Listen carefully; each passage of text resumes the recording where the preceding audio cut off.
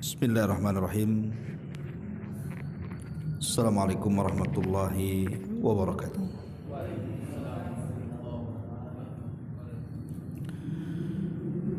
Alhamdulillah wassalatu wassalamu ala Rasulillah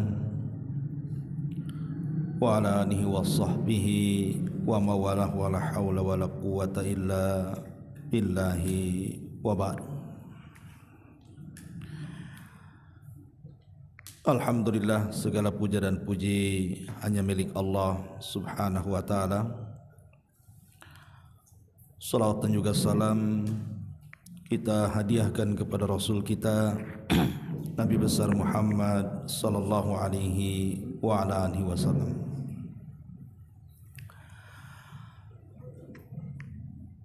Ma'asyiral muslimin wal muslimat rahimani wa rahimakumullah. Alhamdulillah, di malam hari ini kembali kita bisa duduk di Masjid Al-Fajri Jodoh Batam, dan tak lupa kita haturkan salawat serta salam kepada Rasul kita Nabi besar Muhammad sallallahu alaihi wa ala alihi wasallam. Pembahasan di malam hari ini kita akan membahas tentang 10 perkara yang sia-sia dan tidak akan membawa manfaat dalam kehidupan manusia. Di mana perkara-perkara ini saya kutip dari perkataan Al-Imam Ibnul Qayyim rahimahullahu ta'ala dalam kitabnya Ad-Da' wad-Dawa, di mana beliau rahimahullahu ta'ala Imam Ibnul Qayyim mengatakan asyratu asya dha'i'atun la yuntafa'u biha. Kata beliau, ada 10 perkara yang membuat amal-amal kita sia-sia dan tidak ada manfaatnya sama sekali. Apa saja 10 perkara ini? Ma'asyiral muslimin wal muslimat rahimani wa rahimakumullah. Tentu harapan seorang muslim saat beramal saleh, menghendaki dengan amal soleh itu mendapatkan pahala dan juga balasan dari Allah subhanahu wa ta'ala. Karena terkadang orang yang melakukan sebuah amal itu, mereka menghabiskan waktunya, menghabiskan tenaganya, menghabiskan jerih payahnya, bahkan sampai kepada harta dan biaya-biaya dalam pelaksanaan ibadahnya. Tentunya kalau seandainya semua jerih payah kita ini tidak bernilai apa-apa di hadapan Allah alias sia-sia, maka ini sangat merugi dalam kehidupan kita. Makanya perhatikan 10 perkara yang disebutkan oleh Imam Ibnul Qayyim rahimahullahu ta'ala di sini. Yang pertama kata beliau, ilmun la yu'malu bihi, ilmu yang tidak diamalkan. Kemudian yang kedua, wa amalun la ikhlasa fihi wa la iktida, amalan yang tidak ikhlas dan tidak ada keteladanan. Yang ketiga, wa malun la yunfaq minhu fala yastamti' bihi jami'atun fid dunya wa la yuqaddimuhu amamahu ilal akhirah. Harta yang tidak diinfakkan, tidak memberi kebahagiaan di dunia dan tidak mempersembahkannya juga untuk kebaikan akhiratnya. Kemudian yang keempat, wa qalbun farighun min mahabbatillahi azza wa jal wa syauqu ilaihi wal unsu bihi, hati yang kosong dari kecintaan kepada Allah Subhanahu wa taala, kerinduan kepada Allah Subhanahu wa taala, dan berusaha dekat dengan Allah Subhanahu wa taala. Kemudian yang kelima, wa badanun mu'attalun min ta'atihi wa khidmatihi. Badan yang menganggur, tidak digunakan untuk ketaatan kepada Allah Subhanahu wa taala. Kemudian yang keenam, wa mahabbatun la tataqayyad biridha'il mahbub wa imtithalu awamiri. Cinta yang tidak terikat dengan ridha kekasihnya dan tidak pula menunaikan perintah-perintahnya. Kemudian yang nomor 7, wa waqtun mu'attalun an istidrakin faritin au ightinami birrin wa qurbatin. Atau yang nomor 7, waktu yang tidak digunakan meraih kesempatan berbuat baik dan berusaha mendekatkan diri kepada Allah Subhanahu wa taala. Kemudian yang nomor 8, wa fikrun yajulu fi ma la yanfa'. Pikiran-pikiran yang berkelana pada hal-hal yang sama sekali tidak bermanfaat bagi hidupnya. Kemudian yang nomor 9, wa khidmatun mala taqrubuka khidmatuhu ilallah wala ta'udu alaika bisalahi dunyah. Melayani orang yang pelayanannya itu tidak mendekatkan dirimu kepada Allah dan tidak berdampak pada kebaikan duniamu. Dan yang terakhir, wa khaufuka wa raja'uka liman nasiyatuhu biyadillah wa huwa aisar fi qabdatihi wa la yamliku li nafsihi hadaran wala naf'an wala mautan wala hayatan wala nusura.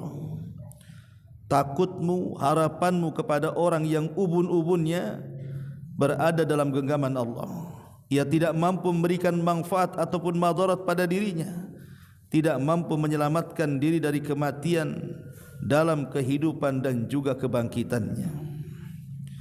Kemudian beliau menutup kata-katanya, wa a'dhamu hadhil idha'atan. Kesia-siaan terbesar pada dua hal. Huma aslu kulli idha'ah. Keduanya pangkal segala kesia-siaan.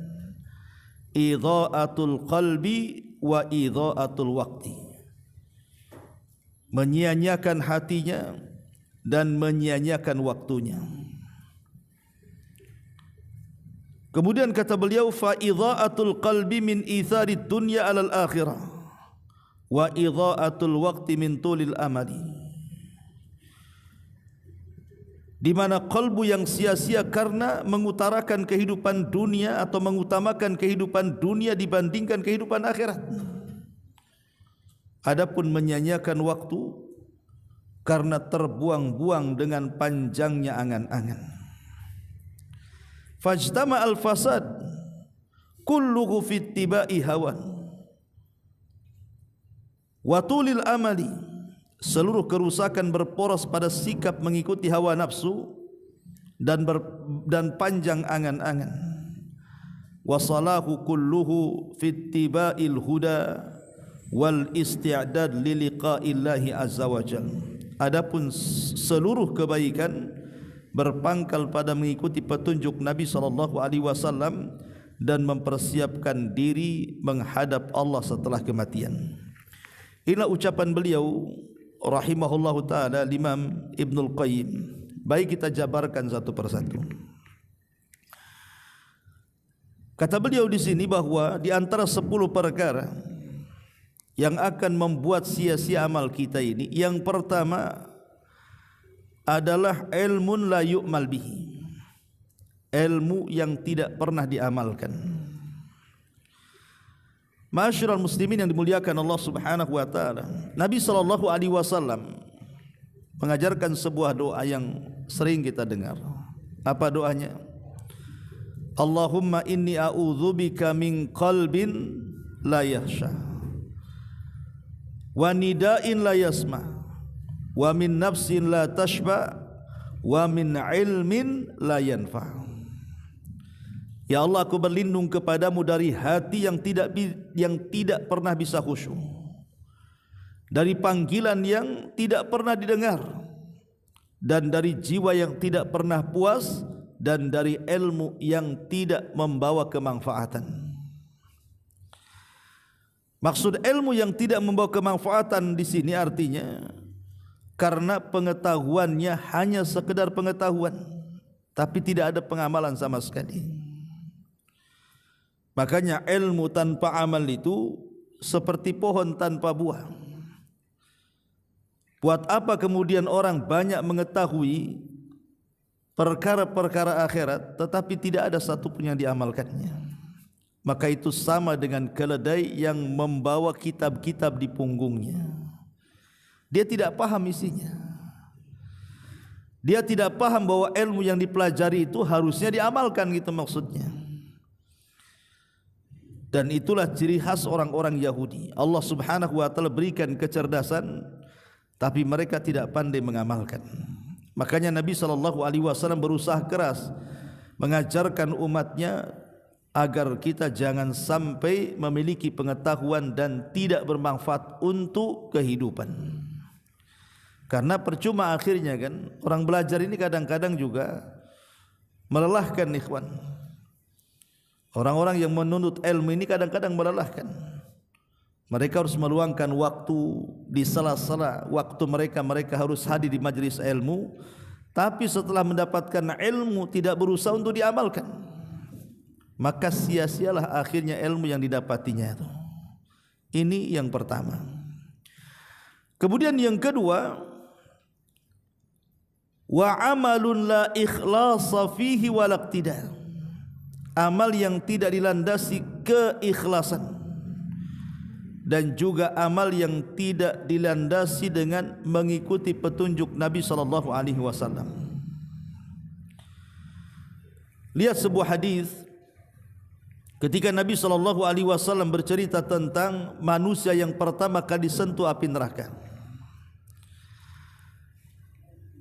Mereka orang-orang yang pertama kali disentuh api neraka itu bukan para penjahat, bukan para pembunuh, bukan orang-orang zalim, tidak. Mereka adalah orang-orang spesial yang zahirnya melakukan amal-amal besar, tapi amal-amal itu justru memasukkan mereka ke dalam neraka. Kenapa? Karena tidak ada keikhlasan di dalamnya. Kata Nabi SAW, inna awwalan nas yuqda yaumal qiyamati alaihi rajulun ustushhida. Sesungguhnya manusia pertama kali dihisab, dihadapkan di pengadilan Allah pada hari kiamat adalah seorang laki-laki yang mati syahid. Orang mati syahid ini enggak sembarang, ikhwan. Karena peperangan itu kan sesuatu yang manusia membenci untuk melakukannya. Allah mengatakan kutiba alaikumul qital wa huwa kurhul lakum, diwajibkan atas kalian berperang padahal itu sesuatu yang kita benci. Karena tidak semua orang ingin mati masalahnya, dan tidak semua orang punya keberanian untuk mati. Dan itu kita bisa saksikan. Jangan lagi orang yang biasa perang, ya, kita yang tidak biasa perang mendengar mercon saja sudah ketakutan dong. Apalagi betul-betul kemudian dihadapkan dengan peperangan yang sesungguhnya, apalagi seperti di zaman dulu berhadap-hadapan pedang dengan pedang kan, nampak keberaniannya. Jadi ada orang yang mati ustushhida, dia mati syahid. Fa utiya bihi fa arrafahu ni'amahu fa arrafaha. Maka dia dihadapkan di hadapan Allah, kemudian digambarkan di hadapan dia tentang amalan dia di dunia, dan dia menyaksikannya. Kemudian Allah Subhanahu wa taala berfirman, "Fama amilta fiha ya fulan?" Apa yang kau lakukan di situ wahai fulan? Qala, dia mengatakan, "Qataltu fika hatta ustushhidtu ya Rabb." Aku berperang karenamu sampai aku mati syahid karenamu juga. Maka Allah Subhanahu wa taala mengatakan, kadzabta ya fulan, engkau dusta wahai fulan, walakinnaka qatalta li an yuqala jari faqad qil. Kata Allah Subhanahu wa taala, engkau berperang itu bukan untuk dikatakan lillah, tetapi engkau berperang untuk manusia mengatakan kau seorang pahlawan, kau seorang mujahid, dan itu dikenal akhlakmu seperti itu. Akhirnya kemudian thumma umira bihi fasuhiba ala wajhihi thumma ulqiya finnar. Maka Allah pun kemudian mengatakan kepada para malaikat, seret orang ini, masukkan dia ke dalam neraka. Lihat, jadi orang ini mati kemudian dimasukkan ke dalam neraka bukan karena kezaliman. Ingat, bukan karena mencuri, bukan karena membunuh, bukan karena berdusta, ghibah, namimah atau apalah nama dosanya. Orang ini masuk neraka karena mati syahid, mati dalam peperangan melawan musuh. Kenapa orang mati syahid kemudian dimasukkan ke dalam neraka? Bukan syahidnya, tetapi niat dia berperang, itulah masalahnya. Dia niat tidak karena Allah, itu masalahnya, tapi supaya manusia mengatakan dia pahlawan itu. Makanya Allah Subhanahu wa taala tidak terima, sia-sialah jihadnya. Kemudian setelah itu didatangkan lagi orang yang pakar Quran, kemudian digambarkan di dunia saat dia belajar Quran sampai kemudian hafal Quran sampai mengajarkan Al-Quran. Kemudian Allah katakan, siapa itu di sana? Kata si fulan, ana wahai Rasul, saya itu wahai Rasul. Maka Allah mengatakan, apa yang kau lakukan di situ? Maka dia mengatakan, qara'tu fikal Quran, aku membaca untukmu Al-Quran ya Rabb. Maka Allah mengatakan, kadzabta, dusta kamu. Engkau membaca Quran itu supaya manusia mengatakan engkau ini qari. Akhirnya orang yang kedua pun dimasukkan ke dalam neraka.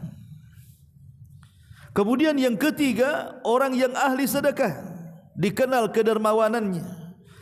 Tempat-tempat mana-mana yang dihajatkan sedekah, dia sedekahkan hartanya di situ. Orang ini dipanggil di hadapan Allah, kemudian ditampakkan amalan di dunia saat dia bersedekah. Dia sedang menyumbang masjid, panti asuhan, orang-orang yang membutuhkan dari kalangan fuqara wal masakin, anak-anak yatim, macam-macamlah disedekah. Kemudian Allah mengatakan, betul itu kamu? Dia mengatakan, ya. Fama amilta fi, apa yang kau lakukan di sana? Maka dia mengatakan, tasaddaqtu fik, aku bersedekah karenamu ya Rabb. Maka Allah mengatakan, kadzabta, dusta kamu. Engkau bersedekah itu hanya ingin dikatakan kau ini dermawan saja. Akhirnya tiga orang ini diseret ke neraka dan dimasukkan ke neraka. Dialah orang yang pertama kali disentuh api neraka, kata Rasul. Lihat bagaimana amalan syahidnya sia-sia, bagaimana amalan Al-Qur'annya sia-sia, amalan sedekahnya sia-sia. Kenapa masalahnya? Karena tidak didasari dengan keikhlasan. Itu masalahnya. Begitu juga orang yang berusaha untuk ikhlas tetapi tidak mencontoh Nabi SAW pun sama juga. Apa bedanya? Nabi SAW mengatakan, man amila amalan laisa alaihi amruna fahuwa rad. Barang siapa yang melakukan sebuah amalan dan tidak dicontohkan, maka amalan itu tertolak. Di zaman Abdullah bin Mas'ud radhiyallahu anhu, jadi datang seorang sahabat namanya Abu Musa al-Ash'ari radhiyallahu anhu ke rumah Abdullah ibn Mas'ud, memberitahu bahwa di Masjid Quba itu ada beberapa orang, bukan sahabat, beberapa orang, mereka bukan sahabat, mungkin di bawahnya sahabat, sedang melakukan halakoh zikir tertentu di situ, dan Nabi SAW sudah meninggal. Jadi Abi Musa al-Ash'ari melaporkan kepada Abdullah bin Mas'ud supaya melihat orang-orang yang di Masjid Quba yang sedang melakukan halakoh zikir itu. Akhirnya kemudian Abdullah bin Mas'ud pun mengikuti Abu Musa al-Ash'ari ke Masjid Quba. Rupanya betul di Masjid Quba ini banyak jemaah Ada yang halaqah di sini, halaqah di sana, halaqah di sini, kemudian zikir sekian kali, zikir sekian kali. Maka Abdullah bin Mas'ud langsung menegur mereka dan mengatakan, sebaiknya kalian menghitung dengan kerikil-kerikil yang di tangan kalian itu. Kesalahan-kesalahan kalian, ku jamin kebaikan kalian tidak akan hilang. Kemudian orang-orang ini mengeles dan mengatakan, ya Aba Abdillah, wahai Aba Abdillah, ma aradna illal khair, apa yang kami lakukan ini kami tidak menghendaki kecuali kebaikan loh. Artinya ikhlas mereka melakukannya. Tetapi Abdullah bin Mas'ud radhiyallahu anhu mengatakan, kam min muridin lil khairi lan yusiba. Berapa banyak orang yang menghendaki kebaikan rupanya tidak diganjar oleh Allah. Artinya mengharap kebaikan saja tidak cukup kalau amalannya tidak sesuai dengan sunnah Nabi SAW. Makanya di ujung hadis, di ujung riwayat ini Abdullah bin Mas'ud mengatakan, bagaimana kalian ini, Rasul saja baru meninggal, lihat pakaiannya belum usang, bejananya belum ada yang pecah. Apakah kalian lebih berpetunjuk dibandingkan petunjuk Nabi, ataukah kalian sedang membuka pintu kesesatan, katanya. Dari kisah ini menunjukkan bahwa ikhlas saja tidak cukup, tetapi harus ada ittiba, pencontohan kepada Nabi SAW. Makanya ulama sepakat ketika bicara tentang syarat qabulul amal, amal itu, syarat qabulul amal itu, amal diterima tidaknya itu karena dua perkara. Pertama harus ada keikhlasan, yang kedua harus ada ittiba, pencontohan kepada Nabi SAW, baru amalan itu diterima Allah Subhanahu wa taala. Kalau tidak, tertolak, sia-sia akhirnya amalannya. Ini yang kedua. Kemudian yang ketiga, wa malun la yunfiqu minhu, harta yang tidak, atau la yunfaqu minhu, tidak diinfakkan. Fala yastamti' bihi jami'atun, fala yastamti' bihi jami'atun fid dunya wa la yuqaddimuhu amamahu ilal akhirah. Harta yang tidak pernah diinfakkan, di mana tidak memberikan kebahagiaan pada pemilik harta di dunia, bahkan tidak juga bermanfaat untuk akhiratnya. Jadi ada orang-orang itu, ikhwan, hartanya banyak, tetapi hanya disimpan di ATM saja, terkadang miliaran, triliunan, ya hanya di ATM itu saja. Lalu buat apa coba? Kadang-kadang ada orang bakhil itu sampai ke taraf bakhil bukan kepada orang loh ya, bakhil kepada dirinya sendiri. Dia sanggup memberi pakaian yang bagus, tapi pakaian yang ia pakai itu kumal. Dia sanggup memberi makanan yang enak, tapi yang ia makan itu ala kadarnya, bahkan tidak bergizi sama sekali. Lah kalau orang ini bakhil kepada dirinya, secara otomatis pasti dia bakhil kepada orang.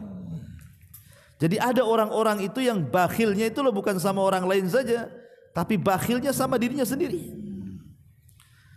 Ma'asyiral muslimin yang dimuliakan Allah Subhanahu wa taala, sering saya katakan bahwa hakikat harta itu adalah at-tajmi' wa tafriq. Tajmi' wa tafriq, tajmi' itu artinya mengumpul-ngumpulkan banyak-banyak.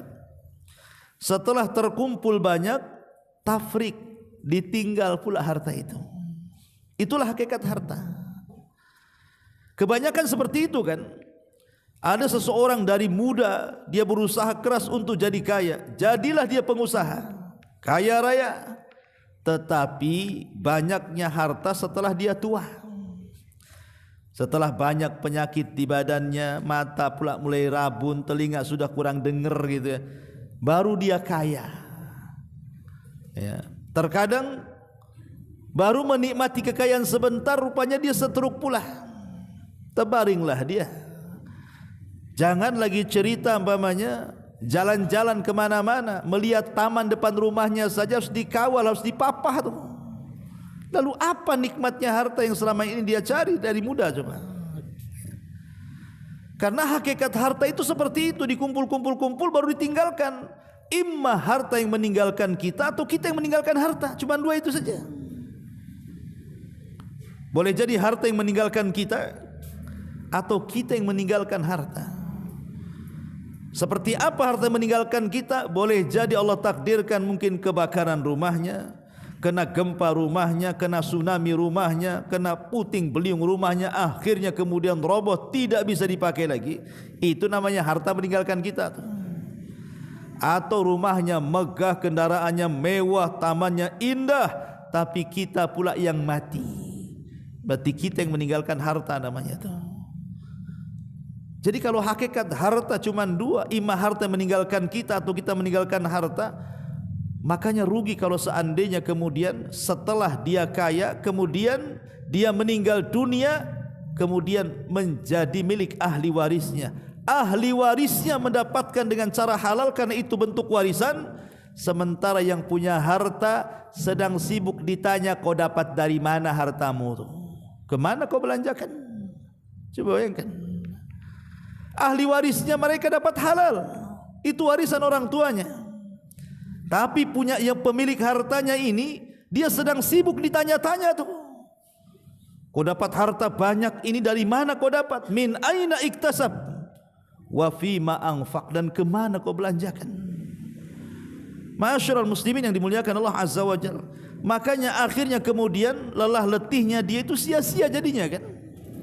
Harusnya kata Nabi SAW, maluka ma akalta fa afnaita wa ma labista fa ablaita wa ma tasaddaqta fa abqaita. Hartamu yang kau pakai usang, yang kau makan habis, yang kau sedekahkan itulah yang kau bawa mati. Makanya orang yang meninggal dunia, pertama kali yang meninggalkan dia apa? Hartanya dulu. Semata-mata ruh dicabut dari kita ini, yang pertama kali meninggalkan kita harta kita dulu. Baru setelah itu keluarga kita. Keluarga kita ini hanya ngantar itu sejenak saja ke kuburan itu. Kalau sudah dikubur, sudah dipendam tanah, enggak akan lama dia akan pergi pulang tuh. Artinya yang pertama meninggalkan orang yang meninggal itu adalah hartanya dulu. Hartanya itulah yang kemudian jadi rebutan ahli warisnya. Na'udzubillah tsumma na'udzubillah. Ma'asyiral muslimin yang dimuliakan Allah Azza wa Jalla, ini yang kedua. Amalan yang sia-sia adalah harta yang tidak pernah diinfakkan, sehingga tidak membahagiakan dia di dunia, apalagi membahagiakan dia di akhirat. Kemudian yang keempat, amalan yang sia-sia adalah qalbun farighun min mahabbatillahi azza wa jal wasyauq ilaihi wal unsubi. Hati yang kosong dari cinta kepada Allah, tidak ada kerinduan kepada Allah, tidak ada mendekatkan diri kepada Allah subhanahu wa ta'ala. Ma'asyiral muslimin yang dimuliakan Allah subhanahu wa ta'ala,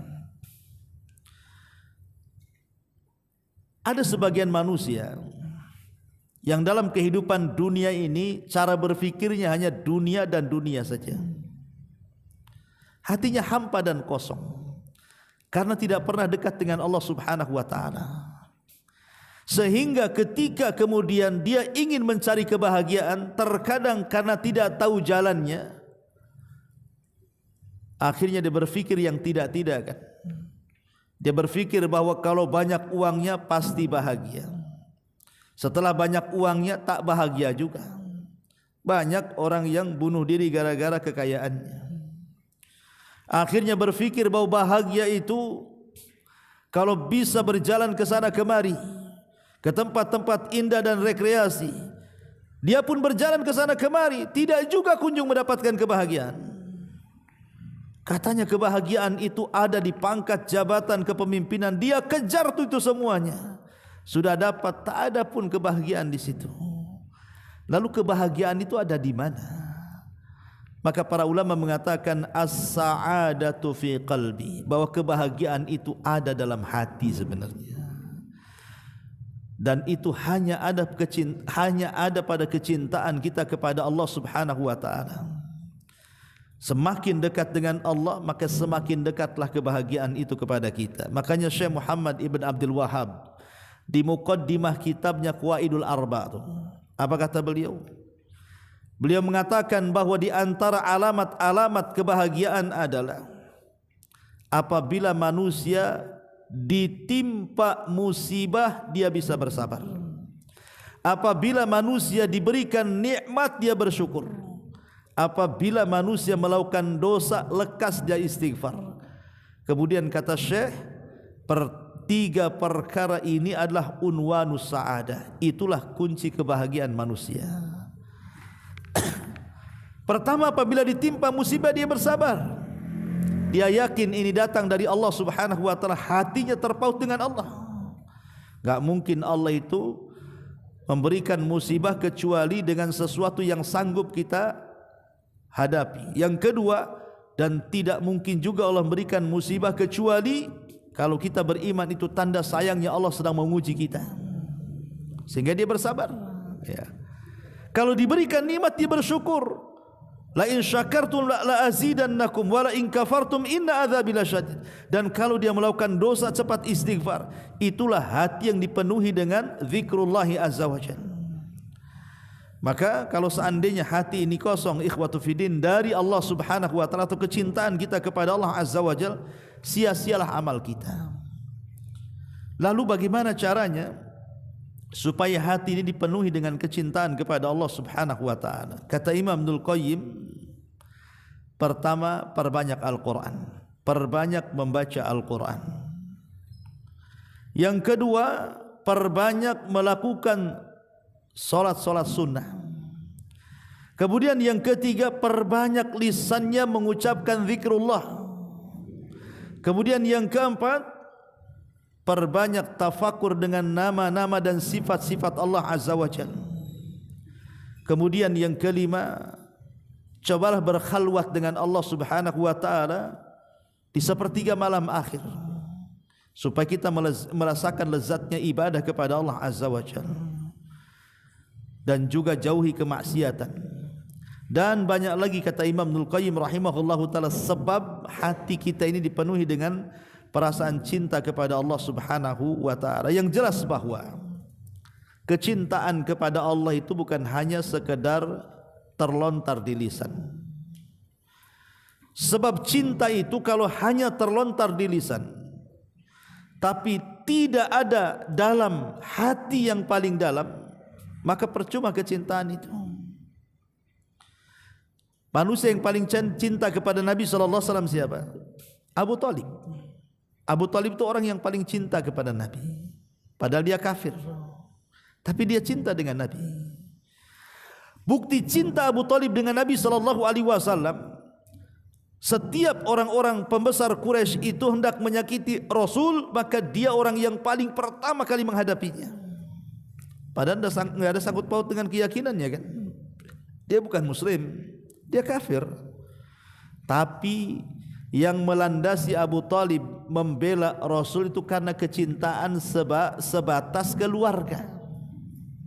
Karena Rasul itu anak daripada saudaranya Abdullah, keponakan, ya kan?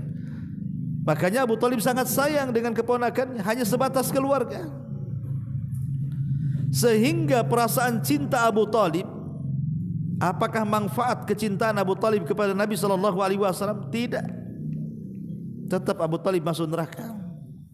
Kenapa? Karena pengungkapan cinta saja tidak cukup. Harus ada pengikutan di sini. Mengikut Nabi SAW masuk Islam. Baru benar tuh kecintaannya tuh. Tapi ada orang-orang yang zahirnya masuk Islam, dia mengucapkan syahadat. Kemudian juga dia berusaha mengikuti Nabi SAW, salat di belakang Nabi, sedekah di depan Nabi, berbuat baik di hadapan Nabi dan begitu seterusnya.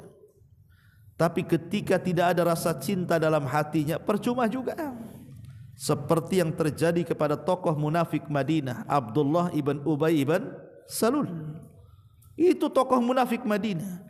Pura-pura masuk Islam, solat di belakang Nabi, sedekah dengan Nabi, jihad di belakang Nabi, tetapi kebersamaan Abdullah ibn Ubay mengikuti apa yang disarankan Rasul tidak bermanfaat di akhirat, tetap Allah masukkan ke neraka yang paling dalam. Innal munafiqina fi darkil asfali minan nar. Orang munafik itu diletakkan di intip neraka yang paling dalam. Kenapa? Padahal dia mengikuti Nabi. Ya, zahirnya saja ikut Nabi tapi hatinya penuh dengan kebencian kepada Nabi. Itulah munafik. Munafik itu kan yang menampakkan yang zahir dan menyembunyikan yang batin, ya. Makanya kalau seseorang itu beramal tanpa ada kecintaan kepada Allah dan Rasulnya, percuma amalan itu. Ini yang keempat. Yang kelima, wa badanun mu'attilun min ta'atihi wa khidmatihi. Anggota badan yang tidak dipakai untuk ketaatan dan penghambaan diri kepada Allah Subhanahu wa taala. Ma'asyiral muslimin yang dimuliakan Allah Subhanahu wa taala, ingat ikhwan bahwa semua anggota badan kita ini ada pertanggungjawaban tersendiri di hadapan Allah. Allah mengatakan, innas sam'a wal basara wal fuada kullu ulaika kana anhu mas'ula. Sesungguhnya pandangan kalian, pendengaran kalian, hati kalian semua akan dipertanggungjawabkan di hadapan Allah Subhanahu wa taala. Jangan kira badan kita tidak akan dipertanggungjawabkan. Karena ada orang yang membawa badannya itu ke tempat-tempat maksiat. Ada yang membawa pandangan, matanya memandang yang diharamkan, telinganya mendengar yang diharamkan, lisannya mengucapkan hal-hal yang diharamkan, cara berfikirnya juga berfikir hal-hal yang diharamkan, kakinya melangkah ke tempat yang diharamkan. Ini ada pertanggungjawaban tersendiri hadapan Allah Subhanahu wa taala. Oleh karena itulah maka jangan sampai badan kita ini yang merupakan amanah dari Allah Subhanahu wa taala kemudian kita tidak mampu menjalankan amanah. Jangan salah bahwa dari ujung kepala sampai kaki lo badan bukan milik kita, milik Allah. Makanya dilarang menyakiti badan kita, kan itu bukan milik kita, milik Allah. Badan ini hanya amanah dari Allah saja. Maka amanah ini peganglah sebaik-baiknya dengan cara apa? Gunakan badan ini di jalan Allah Subhanahu wa taala. Makanya kenapa Rasul ketika bicara tentang solat duha, apa kata Rasul? Setiap pagi ini 360 persendian di badan kita itu harus mengeluarkan sedekahnya. Dengan cara apa? Dengan cara tasbih, tahlil, takbir, tasbih, mengajak manusia kepada kebaikan, mencegah manusia dari kemungkaran dan macam-macam. Tapi kata Nabi SAW, mencukupkan dengan itu cukup dengan 2 rakaat duha, kata Rasul. Itu sudah mewakili sedekah 360 persendian setiap pagi. Ya, artinya bahwa anggota badan ini kan harus dikeluarkan sedekahnya juga. Dan cukup dengan duha itu sudah mewakili sedekah yang lainnya. Makanya badan ini juga akan dipertanggungjawabkan di hadapan Allah Subhanahu wa taala. Ini yang ke-5, yang ke-6. Ya. Wa mahabbatun la tataqayyad bi ridha'il mahbub wa imtithalu awamiri. Kecintaan kepada Allah tetapi tidak terikat kecintaan kepada Allah tetapi tidak terikat dengan mengharapkan keridhaan Allah dan tidak melaksanakan perintahnya ataupun menjauhi larangannya. Makanya ada ayat yang mengatakan apa? Ada sebuah kaum, kata Hasan Al-Basri, mengaku mencintai Allah dan Rasulnya, maka turunlah satu ayat kemudian menguji kecintaan mereka. Apa ayatnya? Qul, katakan ya Muhammad, in kuntum tuhibbunallaha fattabi'uni yuhibbukumullah. Katakan kepada mereka, kalau mereka mengklaim mengakui cinta dengan Allah, ikuti aku, maka Allah akan mengampuni dosa, mencintai kalian dan mengampuni dosa-dosa kalian. Dari sini kita tahu bahwa antara mahabbatullah, kecintaan kita kepada Allah Subhanahu wa taala, dengan ittiba kepada Nabi sallallahu alaihi wasallam itu tidak bisa dipisahkan. Tidak bisa dipisahkan. Orang yang mengaku cinta kepada Allah Subhanahu wa taala maka wajib dia harus ittiba dengan Nabi sallallahu alaihi wasallam. Bagaimana caranya? Dia mencintai Allah kalau tidak ittiba dengan Rasul. Makanya Allah mengatakan, katakan ya Muhammad kepada mereka, kalau mereka menganggap cinta kepada Allah, ikuti aku. Maksudnya ikuti sunnah-sunnahku. Sebab kalau seandainya tidak mengikuti sunnah Nabi, maka percumalah kecintaannya. Ini juga di antara perkara yang ke-6. Kemudian yang ke-7, wa waqtun mu'attilun atau mu'attalun an istidraki faritihi au igtinami birrin wa qurbatin. Waktu yang tidak digunakan untuk memperbaiki diri atau berbuat kebaikan dan ibadah. Kalau kita perhatikan ikhwan, di dalam Al-Qur'anul Karim kebanyakan Allah Subhanahu wa taala bersumpah dengan apa? Dengan waktu. Wadduha, waktu duha. Wal fajri, waktu fajar. Wal asri, waktu asar. Wal laili, waktu malam. Wan nahari, waktu siang. Wasyamsi wal qamar, matahari dan bulan itu juga menunjukkan waktu. Jadi hampir dalam Quran itu Allah Subhanahu wa taala itu banyak bersumpah dengan waktu. Kenapa Allah Subhanahu wa taala bersumpah dengan waktu? Karena waktu itu akan terus berjalan dengan manusia. Kita ini sedang berjalan dengan waktu. Lah waktu itu kita tidak lepas daripada waktu. Dan waktu ini akan ditanyakan di hadapan Allah Subhanahu wa taala. Apa kata Nabi sallallahu alaihi wasallam? La tazulu qadama 'abdin hatta yus'al an arbah. Tidak mungkin bergeser kaki anak Adam meniti di titian siratal mustaqim sampai ditanya 4 perkara. Semua bicara waktu. Pertama, an umri, umur. Kemana kau habiskan? Umur, waktu. Yang kedua, wa an syababihi fi ma'afnah, masa muda waktu. Kemana kau lampiaskan? Kemudian yang ketiga, wa an ilmihi fi ma'amila fi, dengan ilmunya sudahkah diamalkan? Mencari ilmu butuh waktu, mengamalkannya pun butuh waktu. Kemudian hartanya, wa fi malihi min aina iktasabahu wa fi ma anfaqahu, tentang hartanya dari mana kau dapat, ke mana kau belanjakan. Mencari harta butuh waktu, membelanjakannya pun butuh waktu. Jadi semua terikat dengan waktu. Lah waktu ini akan ditanya di hadapan Allah Subhanahu wa taala. Makanya kata para ulama, jauhi beberapa perkara, kalau tidak sia-sialah waktu kita.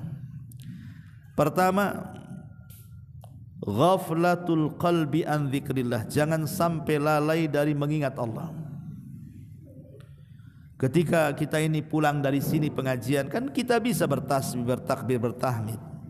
Daripada kemudian kita diam saja di atas motor, di atas kendaraan, sampai di rumah enggak dapat apa-apa kan begitu. Tapi kalau sepanjang jalan ini kita ucapkan tasbih, takbir, tahmid, maka di jalan itulah kita dapat pahala. Yang kedua, al-inshtighalu bin nas, sibuk ngurus orang. Ada orang sibuk ngurus manusia kan, dengan membicarakan manusia, memfitnah manusia, menyebarkan hoax manusia. Terkadang kita loh tidak ada kepentingan di situ, kok bela-bela orang itu. Terutama kalau sudah dekat-dekat kampanye tuh, hari-hari itu aja yang dibicarakan itu. Lah kalau dia kalah emang apa ruginya, kalau dia menang apa untungnya? Kadang-kadang tidak ada untung, tidak ada rugi sebenarnya. Tapi kita habiskan untuk membicarakan orang, coba. Habis waktunya di situ kan. Ini yang jelas-jelas ya, kadang-kadang di dalamnya itu ghibah juga tuh, dosa lagi itu di situ. Sudah membuang-buang waktu, berbuat dosa lagi di situ, naudzubillah. Dan ghibahnya bukan ghibah biasa, ghibah nasional kadang-kadang. Ya. Yang dibicarakan tuh pejabat-pejabat gitu ya. Kemudian juga yang menghabiskan waktu itu qurana usu, ya, kawan-kawan yang buruk, kawan-kawan yang jelek ini akhirnya habis waktu kita di situ, itu maksiat. Kemudian juga yang menghabiskan waktu kasratun naum, banyak tidur. Nah, ini juga tidur tidak terasa kan, tahu-tahu tidur pagi bangun sore, habislah waktu itu. Apa manfaatnya coba? Ya. Termasuk juga al-istima bil ikhwan ala mu'anasati tab'i min asbab dia'il waktu, atau mungkin tidak melakukan dosa. Kawan yang kita kawani itu ya bukan orang jahat, ya orang baik, tapi akhirnya kemudian banyak ngobrol sana sini, duduk di warung sana sini, akhirnya waktu begitu cepat, habislah kehidupan dia hanya untuk itu saja. Lah ini semua ini menyia-nyiakan waktu. Lah usia kita enggak panjang. Berapa usia kita ini? 60 sampai 70 tahun saja kan. Yang di atas itu sedikit sekali. Apalagi antum yang usianya sudah 50 siap-siap OTW tuh.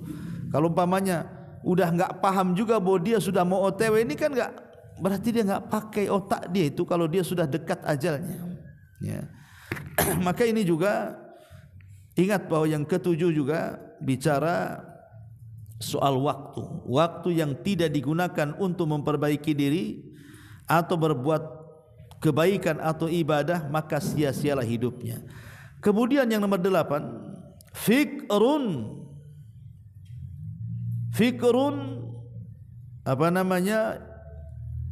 pemikiran yajulu fi ma la yanfa, pikiran yang sia-sia karena digunakan bukan untuk sesuatu yang bermanfaat. Kadang begini ikhwan, ini di masyarakat saja ya. Kalau kita punya anak umpamanya, anak ini cerdas, di atas rata-rata kemampuannya. Terkadang orang tua berpikir itu langsung bicara urusan dunia. Wah, ini kalau disekolahkan anak saya bisa jadi dokter nih. Ini kalau disekolahkan anak saya bisa jadi pilot nih, bisa jadi insinyur nih, ini bisa jadi pejabat nih, ya. Karena lihat kecerdasan. Ya. Dan sedikit sekali orang tua berpikir nih, ini anak saya kalau pesantren cerdas nih bisa jadi kiai nih. Sedikit yang ngomong gitu. Jadi orang berpikir itu masalah dunia dulu. Ya. Itu kebanyakan di masyarakat itu. Kalau dia melihat potensi anaknya cerdas, pasti bicaranya masalah dunia. Ini kalau disekolahkan jadi nih. Jadi apa kan itu? Coba berpikirnya gantilah. Berpikirnya ini anak cerdas, ini bagus juga dimasukkan ke pesantren yang benar-benar cepat hafal Quran kan gitu. Ini enggak, ya. Sudah dunia dulu, akhirat itu belakangan tuh. Jadi ke pesantren ini kalau sudah nakal baru dimasukkan ke pesantren. Nah biasanya kalau sudah nakal akhirnya semua orang berpikiran seperti itu. Si anu anaknya nakal masuk pesantren, si anu anaknya nakal masuk pesantren. Ketemulah si nakal dengan si nakal, buat geng di pesantrennya. Akhirnya ngerusak pesantren kan. Ya. Ini kayaknya agak idiot anak yang bungsu ini, masukkan ke pesantren aja lah. Ini kadang-kadang coba kan, yang bodoh-bodoh pula dimasukkan ke pesantren. Lah ini cara berpikir yang salah. Kata Imam Ibnul Qayyim rahimahullahu ta'ala, kasihan loh, anak ini punya potensi kecerdasan tapi diarahkan ke dunia. Habis waktunya untuk situ jadi akhirnya kan. Habis dia waktunya untuk sekolah, menghabiskan dunia sampai dia dewasa. Lalu manfaat kehidupan akhiratnya apa? Untuk orang tuanya dan untuk dia sendiri kan. Ya, makanya di sini harus paham bahwa di antara hal yang menyia-nyiakan amal itu adalah pikiran yang digunakan pada sesuatu tidak ada manfaatnya. Ma'asyiral muslimin wal muslimat rahimani wa rahimakumullah. Kemudian yang nomor 9 di sini, khidmatu man la yaqrabuka khidmatuhu ila Allah wa la ta'udu 'alaika bi salahi dunyah. Melayani seseorang tetapi pelayananmu terhadapnya tidak mendekatkan dirimu kepada Allah Subhanahu wa taala. Begini maksudnya. Dalam dunia pekerjaan, kebanyakan orang bekerja itu kan melayani orang. Coba lihat orang-orang yang kerja di PT itu. Berapa ribu kan? Sedang melayani siapa? Sedang melayani yang pemilik perusahaan, ownernya. Buruh bahasa kitanya kan. Ya. Artinya bahwa Ada orang-orang itu yang selama hidup di dunia menjadi buruh, bekerja kepada orang, tetapi pekerjaannya itu sama sekali tidak bernilai ibadah dan tidak mendekatkan diri kepada Allah. Sudah susah dengan gaji yang kecil di dunia, di akhirat pula belum tentu dapat pahala. Maka dari sini seorang muslim haruslah menjadikan setiap pekerjaan apapun bernilai ibadah. Bagaimana caranya? Pertama, niatkan keluar rumah itu memang untuk beribadah. Innamal a'malu binniyat. Amal itu tentukan niatnya. Yang kedua, ketika bekerja, bekerjalah dengan cara yang baik. Jangan korupsi waktu. Kalau sudah ditentukan jam sekian masuk, jam sekian istirahat, jam sekian pulang, ikuti aturan. Itu namanya amanah dengan waktu. Kadang-kadang kita ini kerjaan, kadang-kadang korupsi waktu, giliran gajian kurang sedikit protesnya, naudzubillah. Ini kurang 100 ini. Loh, kok 1 jam tidur nggak ada tuh yang dikomplain. Jadi kadang-kadang itu kita pandai menuntut tapi tidak bisa memberikan hak.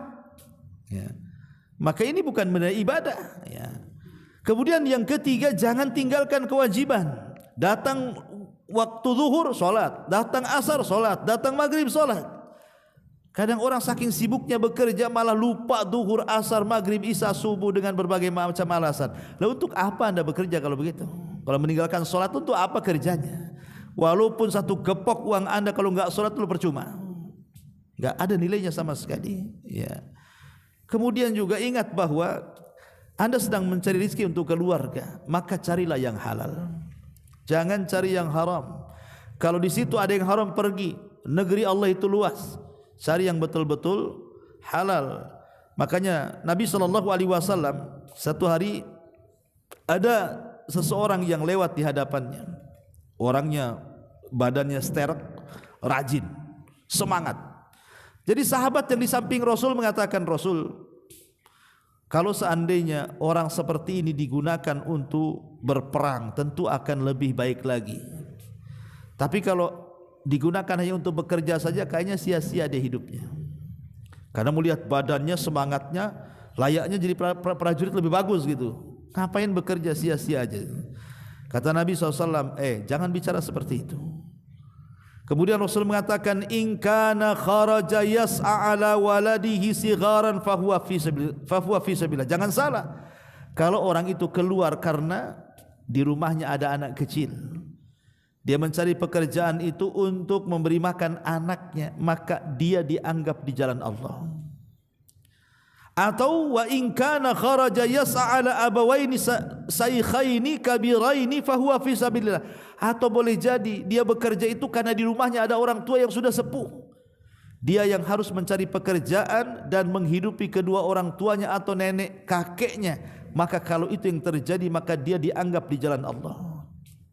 Atau kata Rasul, wa in kana kharaja yas'ala nafsihi ya ufuha fahuwa fi sabilillah. Atau boleh jadi dia bekerja itu karena dia tidak mau minta-minta, dia tidak mau jadi pengemis, makanya dia bekerja.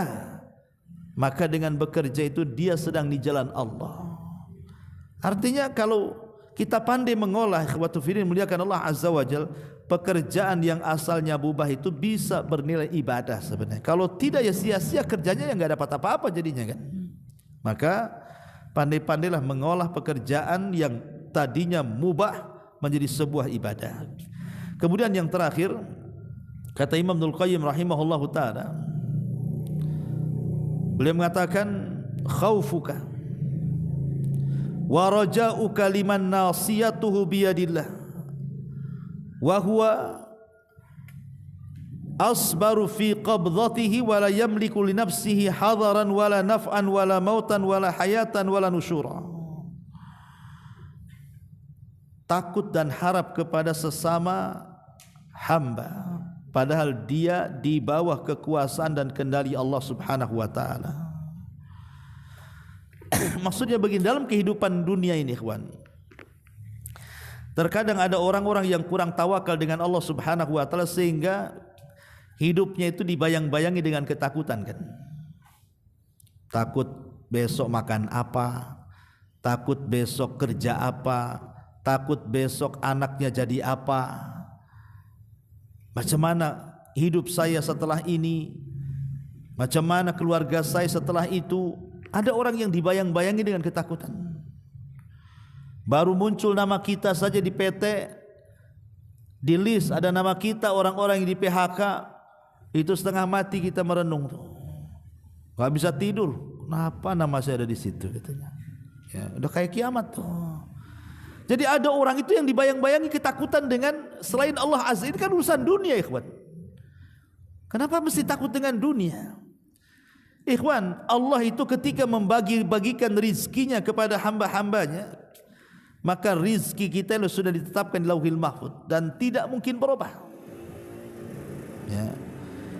Kemudian yang kedua, rizki itu di tangan Allah, bukan di tangan PT, ya, bukan di tangan bos, bukan di tangan pemilik perusahaan. Rizki itu di tangan Allah, dan Allah mampu memberikan rizkinya sesuai dengan kehendaknya. Manusia bisa menahan, tapi Allah tidak.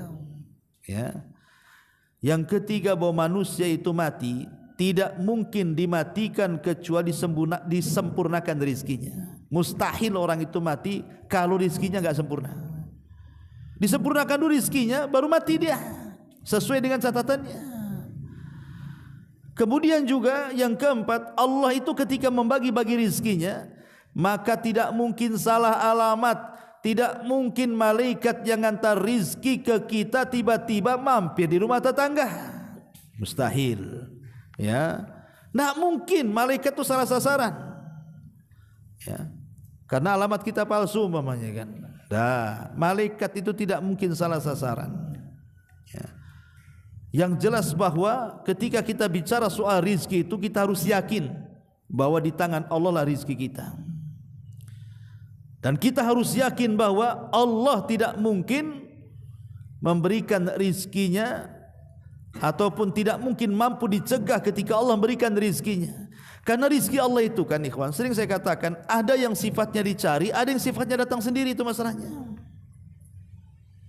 Contoh umpamanya perdebatan Imam Syafi'i dengan Abu Hanifah.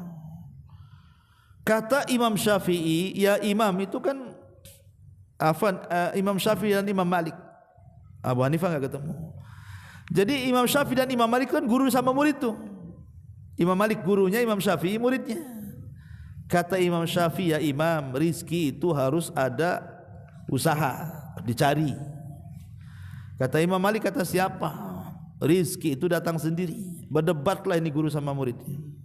Kesal Imam Syafi'i, akhirnya pergi dia. Di tengah jalan dia ketemu ada orang yang sedang membawa barang di punggung. Kata Imam Syafi'i, bisa saya bantu? Oh silahkan. Akhirnya dibantu. Setelah dibantu dapat upah dia. Kata Imam Syafi'i, itu kan apa kataku? Kalau aku tidak berusaha tak dapatlah upah ini. Saya akan kasih tahu Imam Malik katanya. Berangkat kepada Imam Malik dan mengatakan, ya imam, baru saja saya mendapatkan upah nih.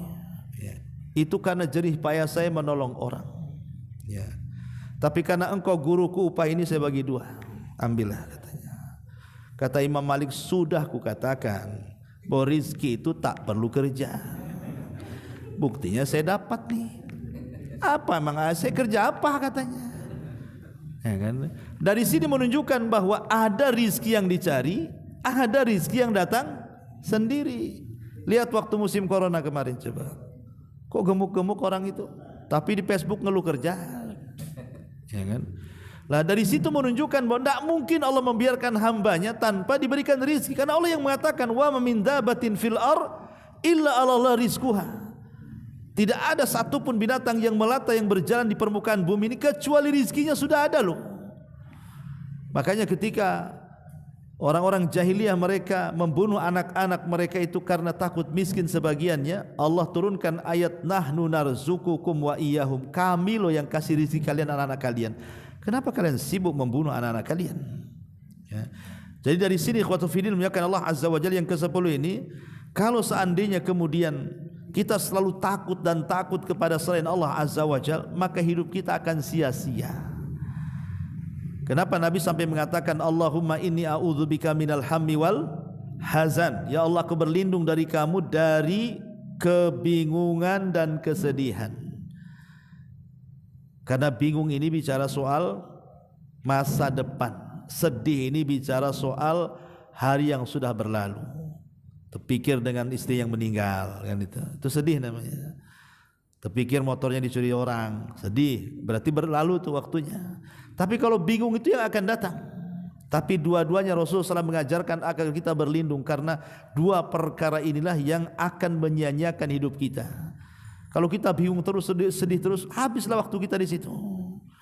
Makanya berlindunglah dari dua perkara ini. Inilah diantara 10 sebab yang disebutkan oleh Imam Ibnul Qayyim rahimahullahu ta'ala tentang amalan yang sia-sia. Subhanaka wa bihamdika asyhadu an la ilaha illa anta astaghfiruka wa atubu ilaik. Allahu ta'ala. Assalamualaikum warahmatullahi